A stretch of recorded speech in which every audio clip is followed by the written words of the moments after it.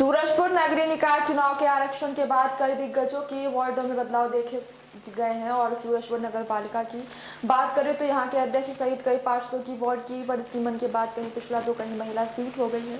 इससे अब ये दिग्गज दूसरी वार्ड में जमीन तलाशना शुरू कर चुके हैं।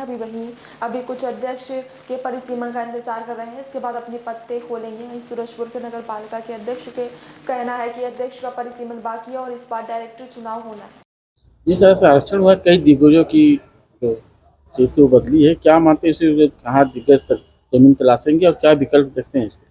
देखिए, पूरे प्रदेश में कल नगरीय निकाय के चुनावों को लेकर वार्डों का आरक्षण किया गया और निश्चित रूप से वार्डों के आरक्षण में बहुत से दिग्गजों की सीटें प्रभावित हुई हैं। उनको नए वार्डों में नए परिसीमन के आधार पे अपनी ज़मीन तलाशनी पड़ेगी।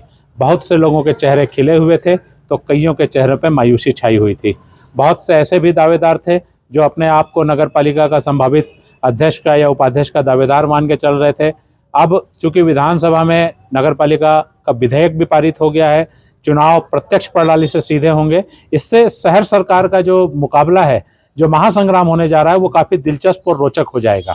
आने वाला जो जो नगरीय निकाय के चुनाव है, विशेषकर सूरजपुर नगर पालिका का जो चुनाव है, यहाँ के 18 वार्डों में फिर एक बार आपको घमासान देखने को मिलेगा। जो सामान्य सीटें हैं, उन सामान्य सीटों से बड़े बड़े दिग्गज आमने सामने होंगे और दिग्गजों को चुनाव लड़ने के दौरान, प्रत्याशियों को चुनाव लड़ने के दौरान बड़ी मशक्कत करनी पड़ेगी। और चुनाव को लेकर नगर में अभी से ही उत्साह का वातावरण निर्मित हो गया है। लोगों ने अभी से ही अपनी राजनीतिक गोटी बिठानी प्रारंभ कर दी है।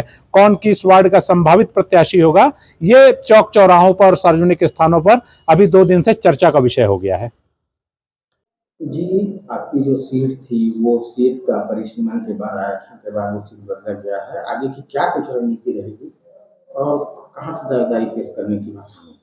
अगले बार वार्ड क्रमांक 13 सामान्य वर्ग में था, इस बार महिला पिछड़ा वर्ग के लिए आरक्षित किया गया है।